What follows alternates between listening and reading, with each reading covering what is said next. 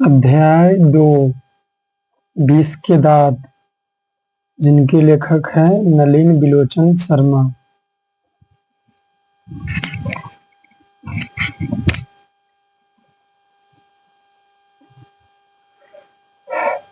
नलिन बिलोचन शर्मा का जन्म 18 फरवरी 1916 ईस्वी में पटना के बंदरघाट में हुआ।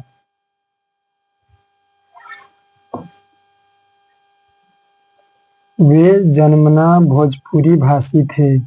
वे दर्शन और संस्कृत के प्रख्यात विद्वान महोपाध्याय पंडित रामावतार शर्मा के ज्येष्ठ पुत्र थे। माता का नाम रत्नावती शर्मा था। उनके व्यक्तित्व निर्माण में पिता के पांडित्य के साथ उनकी प्रगतिशील दृष्टि की भी बड़ी भूमिका थी। उनकी स्कूल की पढ़ाई पटना कॉलेजिएट स्कूल से हुई और पटना विश्वविद्यालय से उन्होंने संस्कृत और हिंदी में एमए किए। वे हर प्रसाद दास जैन कॉलेज, आरा, रांची विश्वविद्यालय और अंत में पटना विश्वविद्यालय में प्राध्यापक रहे। सन 1959 में वे पटना विश्वविद्यालय के हिंदी विभाग के अध्यक्ष हुए और मृत्यु पर्यंत 12 सितंबर 1961 ईस्वी इस पद पर बने रहे।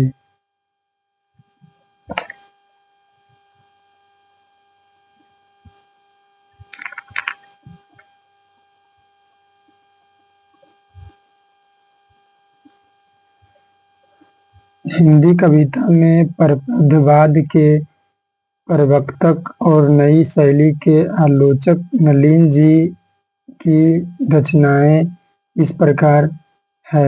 दृष्टिकोण, साहित्य का इतिहास, दर्शन, मानदंड, हिंदी उपन्यास, विशेषता, प्रेमचंद, साहित्य तत्व और आलोचनात्मकता ग्रंथ, विष के दांत और 17 असंग्रहित पूर्व छोटी कहानियां, कहानी संग्रह केसरी कुमार तथा नरेश के साथ काव्य संग्रह, नकेन के पद्य और नकेन, 2 सदल मिश्र ग्रंथावली, अयोध्या प्रसाद खत्री स्मारक ग्रंथ, संत परंपरा और साहित्य आदि संपादित ग्रंथ हैं।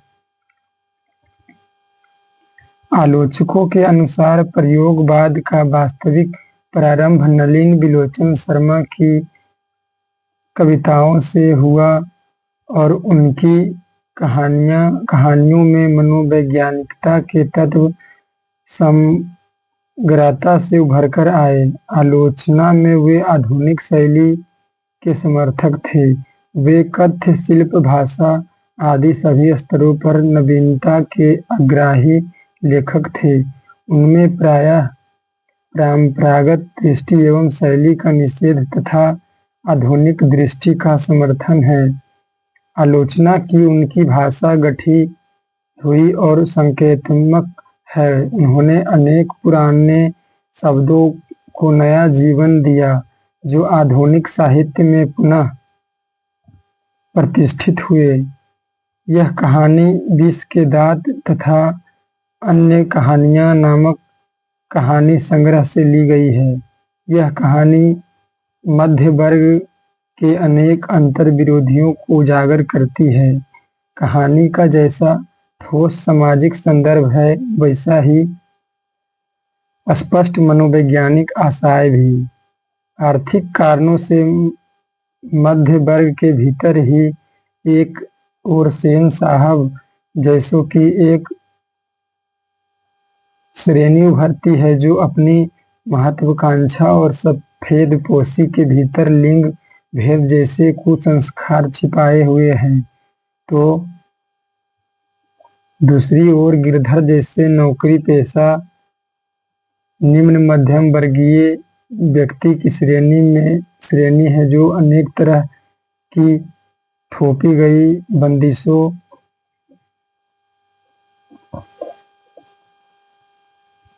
बंदिशों के बीच अपने अस्तित्व को बहादुरी एवं साहस के साथ बचाए रखने के लिए संघर्षरत है। यह कहानी सामाजिक भेदभाव, लिंग भेद, आक्रामक स्वार्थ की छाया में पलते हुए प्यार दुलार के कुपरिणामों को उभारती हुई सामाजिक समानता एवं मानवाधिकार की महत्वपूर्ण वानगी पेश करती है।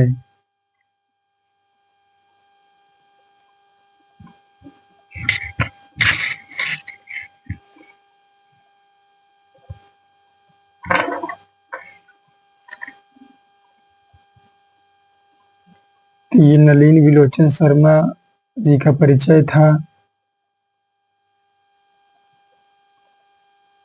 उनके बारे में अब आइए चैप्टर 20 के दांत जो कहानी है उसको पढ़ते हैं।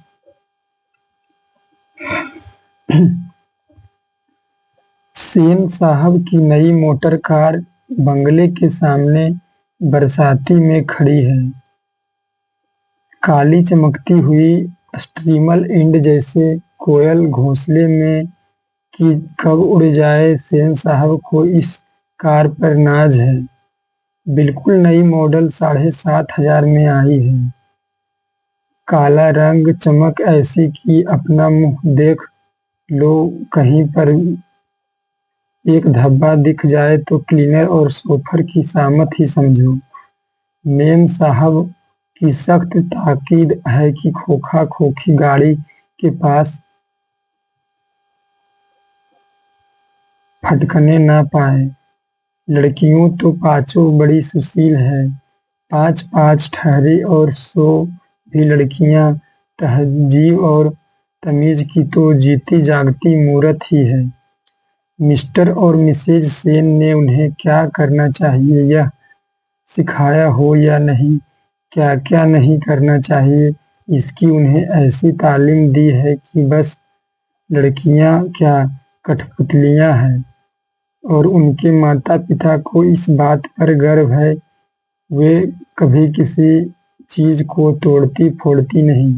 वे दौड़ती हैं और खेलती भी हैं, लेकिन सिर्फ शाम के वक्त। और चूंकि उन्हें सिखाया गया है कि ये बातें उनकी सेहत के लिए जरूरी है,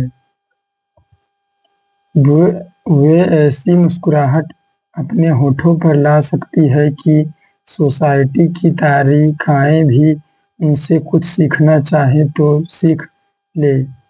पर उन्हें खिलखिलाकर किलकारी मारते हुए किसी ने सुना नहीं। सेन परिवार के मुलाकाती रसक के साथ अपने शरारती बच्चों से खींचकर कहते हैं, एक तुम लोग हो और मिसेज सेन की लड़कियां हैं। अबे फूल का गमला तोड़ने के लिए बना है। तुम लोगों के मारे घर में कुछ भी तो नहीं रह सकता। सो जहां तक सेन परिवार की लड़कियां का सवाल है, उनसे मोटर की चमक दमक को कोई खास खतरा नहीं था। लेकिन खोखा भी तो है। खोखा जो एक ही है, सबसे छोटा है। खोखा नाउम्मीद बुढ़ापे की आंखों का तारा है। यह नहीं कि मिसेज सेन अपना और बुढ़ापे का कोई ताल्लुक किसी हालत में मानने को तैयार हो। और सेन साहब तो सचमुच बूढ़े नहीं लगते, लेकिन मानने लगने की बात छोड़िए, हकीकत तो यह है कि खोखा का आविर्भाव तब जाकर हुआ था जब उसकी कोई उम्मीद दोनों को बाकी नहीं रह गई थी। खोखा जीवन के नियम का अपवाद था और यह अस्वाभाविक नहीं था कि वह घर के नियमों का भी अपवाद हो। इस तरह मोटर को कोई खतरा हो सकता था तो खोखा से ही। बात ऐसी थी कि सीमा, रजनी, आलो, शेफाली, आरती पांचों हुई तो उनके लिए घर में अलग अलग नियम थे, दूसरी तरह की शिक्षा थी। और खोखा के लिए अलग, दूसरी कहने के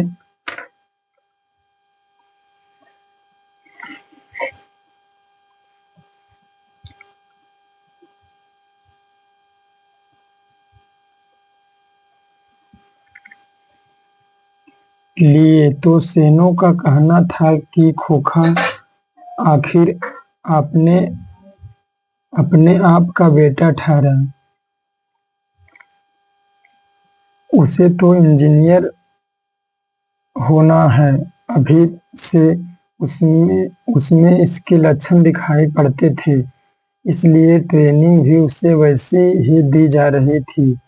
बात यह है कि खोखा के दुर्ललित स्वभाव के अनुसार ही सेनों ने सिद्धांतों को भी बदल लिया था। अक्सर ऐसा होता है कि सेन परिवार के दोस्त आते हैं, भड़कीले ड्राइंग रूम में बैठते हैं और बातचीत के लिए विषय का अभाव होने का चर्चा निकल पड़ती है कि किसका लड़का क्या करेगा।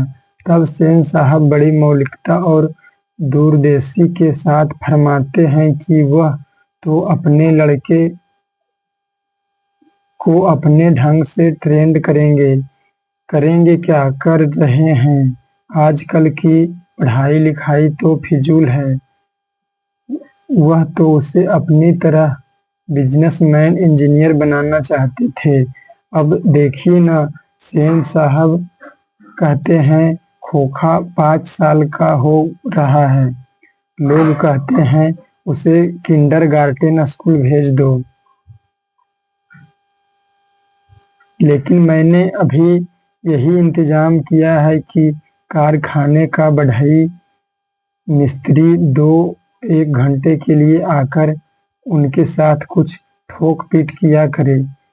इससे बच्चे की उंगलियां अभी से औजार से वाकिफ हो जाएंगी। हिंदुस्तानी लोग यही नहीं समझते।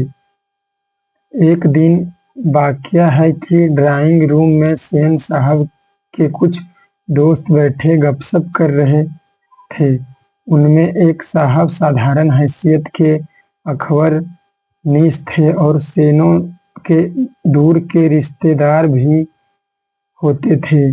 साथ में उनका लड़का भी था, जो था तो खोखा से भी छोटा, पर बड़ा समझदार और होनहार मालूम पड़ता था। किसी ने उसकी कोई हरकत देखकर उसकी कुछ तारीफ कर दी थी और उन साहब से पूछा कि बच्चा स्कूल तो जाता ही होगा। इसके पहले कि पत्रकार महोदय कुछ जवाब देते, सेन साहब ने शुरू किया, मैं तो खोखा को इंजीनियर बनाने जा रहा हूँ। और वही बातें दोहराकर वे थकते नहीं थे। पत्रकार महोदय चुप मुस्कुराते रहे। जब उनसे फिर पूछा गया कि अपने बच्चों के विषय में उनका क्या ख्याल है, तब उन्होंने कहा, मैं चाहता हूँ कि वह जेंटिलमैन जरूर बने, और जो भी कुछ बने उसका काम है, उसे पूरी आजादी रहेगी। सेन साहब इस उत्तर के शिफ्ट और प्रच्छन्न व्यंग पर ऐंठकर रह गए। तभी बाहर शोरगुल सुनकर सेन साहब उठने लगे तो उनके मित्रों ने भी जाने की इच्छा प्रकट की और उन्हीं के साथ बाहर आए। बाहर सेन साहब का सफर एक औरत से उलझ रहा था। औरत के पास एक 5-6 साल का बच्चा खड़ा था, जिसे वह रोकने की कोशिश कर रही थी, क्योंकि बच्चा बार बार सोफर की ओर झपकता था। सेन साहब को देखकर औरत सहम गई। सोफर ने साहब की ओर बढ़कर अदब के साथ कहा, देखिए साहब, गर्दन गाड़ी को छू रहा है था, गाड़ी गंदी हो जाती। मैंने मना किया तो लगा कहने, जा जा, तो मैंने उसे पकड़कर अलग कर दिया। इस पर मुझको मारने दौड़ा। अब उसकी माँ भी आकर खामखा मुझसे उलझ रही है। मदन की माँ कुछ कहना चाहती थी, लेकिन सेन साहब के सटे होठों को देखकर चुप रह गई। सेन साहब ने बड़े संयत पर कठोर स्वर में कहा, मदन की माँ, मदन को ले जाओ और देखना वह फिर ऐसी हरकत ना करे।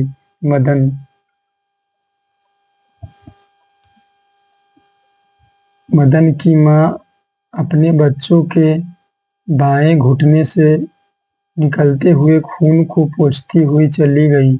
ड्राइवर ने शायद धकेल दिया था और वह गिर पड़ा था, लेकिन एक मामूली किरानी के बेटे को सेन साहब के ड्राइवर ने धक्का दे दिया और उसे चोट आ गई। तो आखिर ऐसी कौन सी बात हो गई? ठीक इसी वक्त मोटर के पीछे खटखट की आवाज सुनकर सेन साहब लपके। शोफर भी दौड़ा और लोग सीढ़ियों से उतरकर अपनी अपनी गाड़ियों की ओर चले। सभी ने देखा सेन साहब खोखा को गोद में लेकर उसे हल्की मुस्कुराहट के साथ डांट रहे हैं और मोटर की पिछली बत्ती का लाल शीशा चकनाचूर हो गया है। सेन साहब ने मित्रों को संबोधित करते हुए कहा, देखा आप लोगों ने, बड़ा शरारती हो गया कासू, मोटर के पीछे हरदम पड़ा रहता है। उसके कल पुर्जों में उसको अभी से इतनी दिलचस्पी है कि क्या बताऊं। शायद देखना चाह रहा था कि आखिर इस बत्ती के अंदर है क्या। सेन साहब खोखा को जमीन पर रखकर अपने दोस्तों के साथ उनकी कार की ओर चले। उन्होंने अपने मित्रों की भाव भंगिमा देखी नहीं, देखते भी तो कुछ समझ पाते, इसमें शक ही था।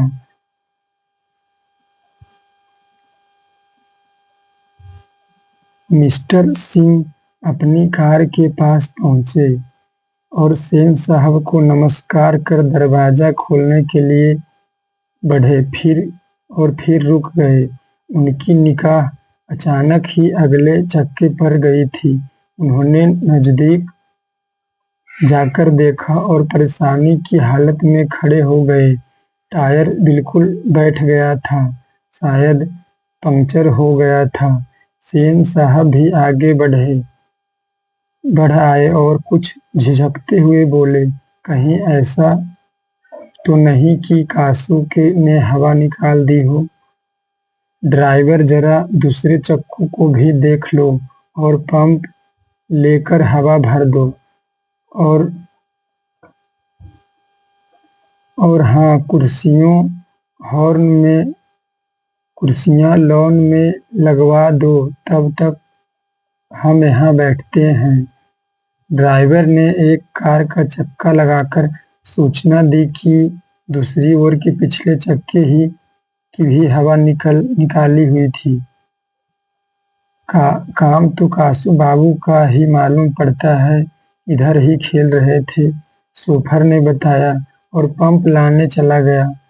मुखर्जी साहब की गाड़ी सकुशल थी और वह अपने और पत्रकार महोदय के परिवार के साथ चलते बने। सेन साहब और मिस्टर सिंह लॉन की कुर्सियां पर बैठकर बातें कर रहे थे। बातों के सिलसिले में ही सेन साहब ने बतलाया कि कासू ने इधर चक्कों से हवा निकालने की हिकमत जान ली थी और मौका मिलते ही शरारत कर गुजरता था। उनका अपना ख्याल था। उसकी इन हरकतों को देखकर तो यह साफ मालूम होता था कि इंजीनियर में उसकी दिलचस्पी है। इसी तरह की दूसरी बेमतलब की बातें होती रही, जब तक कि चक्कों में पंप नहीं हो गया और मिस्टर सिंह रुखसत नहीं सो गए। सेन साहब अंदर लौटे तो बेयरा को, मदन के पिता गिरधर लाल को, जो उनकी फैक्ट्री में किरानी थी और अहाते के एक खाने में आउट हाउस में रहता था, बुला लाने का हुक्म दिया। गिरधर लाल आया और सेन साहब के सामने सिर झुकाकर खड़ा हो गया, जैसे खून के जुर्म में कैदी जज के सामने खड़ा हो। सेन साहब ने ठंडी बेलौस आवाज में कहना शुरू किया, देखो गिरधर,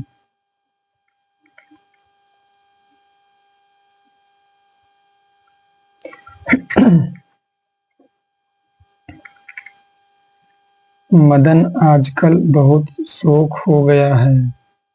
मैं तुम्हारी और उसकी भलाई चाहता हूँ। गाड़ी को गंदा किया वह अलग, मना करने पर ड्राइवर को मारने दौड़ा और मेरे सामने भी डरने के बदले उसकी ओर झपकता रहा। ऐसे ही लड़के आगे चलकर गुंडे, चोर और डाकू बनते हैं। गिरधरलाल कभी कभी जी कह देता था। सेन साहब का भाषण जारी था। उसकी हालत क्या होती है तुम जानते ही हो। उसे संभालने की कोशिश करो, फिर ऐसी बात हुई तो अच्छा नहीं होगा। तुम जा सकते हो। उस रात गिरधरलाल के क्वार्टर से आते हुए मदन के चित्कार से सेनों का आरामदेह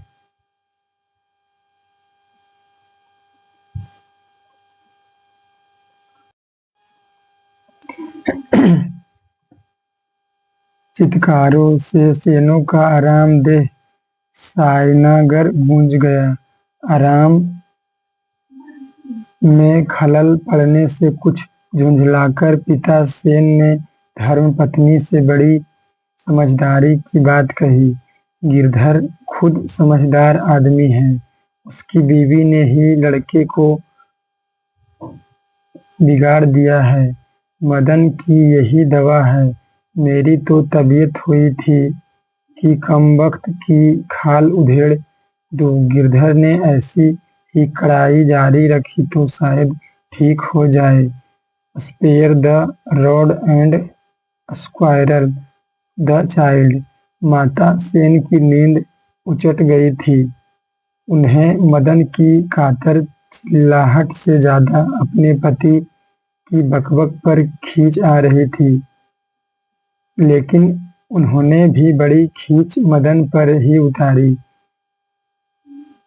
कमबख्त कैसे कौवे की तरह चिल्ला रहा है, भिखमंगा कहीं का, खोखा की बराबरी करता फिरता है।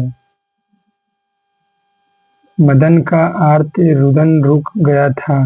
खैरियत थी उसकी सिसकियां सेनों के सायनागर तक नहीं पहुंच रही थी।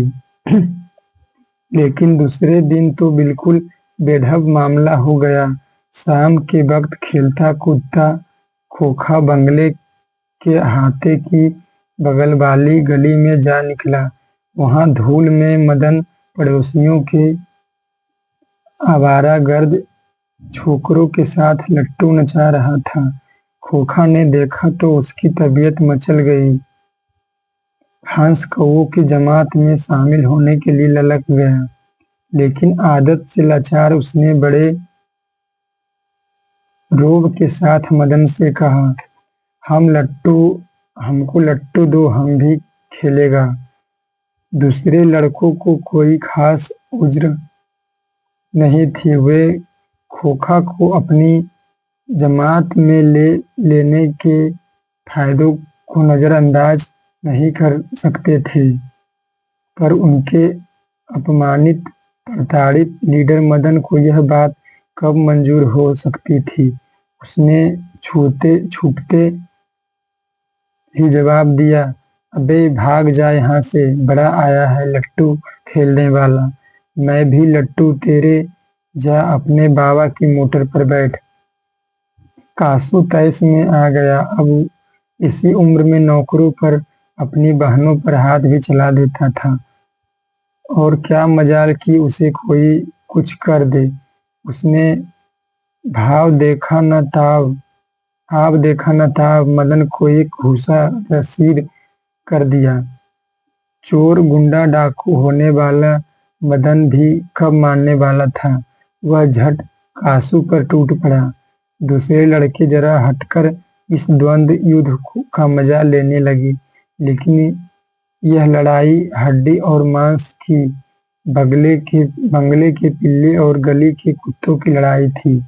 अहाते में यही लड़ाई हुई रहती तो कासू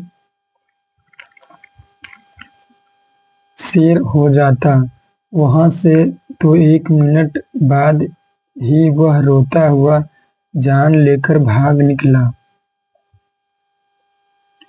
महल और झोपड़ी वालों की लड़ाई में अक्सर महल वाले ही जीतते हैं, पर उसी हालत में जब दूसरे झोपड़ी वाले उसकी मदद अपने ही खिलाफ करते हैं। लेकिन बच्चों को इतनी अक्ल कहाँ। उन्होंने न तो अपने दुर्दमनीय लीडर की मदद की, न अपने माता पिता के मालिक के लाडले की ही। हाँ, लड़ाई खत्म हो जाने पर तुरंत ही सहमते हुए तितर बितर हो गए। मदन घर नहीं लौटा, लेकिन जाता ही कहाँ। 8-9 बजे तक इधर उधर मारा मारा फिरता रहा। फिर भूख लगी तो गली के दरवाजे से आहिस्ता आहिस्ता घर में घुसा। उसके लिए मार खाना मामूली बात थी। डर था तो यही कि आज मार और दिनों से भी बुरी होगी, लेकिन उपाय ही क्या था। वह अपने रसोई घर में घुसा। माँ नहीं थी। बगल में सोने वाला कमरे से बातचीत की आवाज आ रही थी। उसने इत्मीनान के साथ भरपेट खाना खाया, फिर दरवाजे के पास जाकर अंदर की बातचीत सुनने की कोशिश करने लगा। उसे बड़ा ताज्जुब हुआ। उसके बाबू गरज तरज नहीं रहे थे। उसकी अम्मा ने कोई बात पूछी जिसे वह ठीक से सुन नहीं सका। उसके बाबू ने झल्लाकर कहा, अरे भाई, बतलाया तो साहब ने सिर्फ यही कहा, आज से तुम्हारी कोई जरूरत नहीं। कल से मकान छोड़ देना और अपनी तनख्वाह ऑफिस से ले लेना। मदन के काम की कोई बात नहीं हो रही थी। उसकी सजा की तजवीज होती रहती तो सुनने की कोशिश भी करता हुआ। वह दबे पांव बरामदे में रखी चारपाई की तरफ सोने के लिए चला तो अंधेरे में उसका पैर लोटे से लग गया। लोटे की ठन ठन की आवाज सुनकर गिरधर बाहर निकल आया। मदन की अम्मा भी उसके साथ थी। मदन चौंक कर घूमा और मार खाने की तैयारी में छाती को अपने हाथों से बांधकर खड़ा हो गया। मदन अक्सर अपने पिता के हाथों पीटता था। बहुत पीटने पर रोता भी था, मगर बहादुरी के साथ। गिरधर निहत्साय निठुरता के साथ मदन की ओर बढ़ा। मदन ने अपने दांत खींच लिए। गिरधर मदन के बिल्कुल पास आ गया था। अचानक वह ठिठक गया। उसके चेहरे से नाराजगी का बादल हट गया। उसने लपककर मदन को हाथों से उठा लिया। मदन हक्का बक्का अपने पिता को देख रहा था।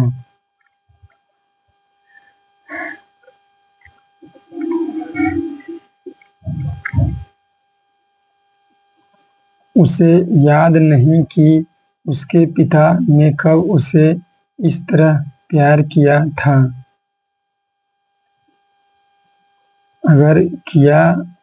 अगर कभी किया था तो गिरधर उसकी बेपरवाही, उल्लास और गर्व के साथ बोल उठा, जो किसी के लिए नौकरी से निकाले जाने पर ही मुमकिन हो सकता है। शाबाश बेटा, एक तेरा बाप है और तूने तो वे खोखा के दो दो दांत तोड़ डाले। हा हा हा हा हा।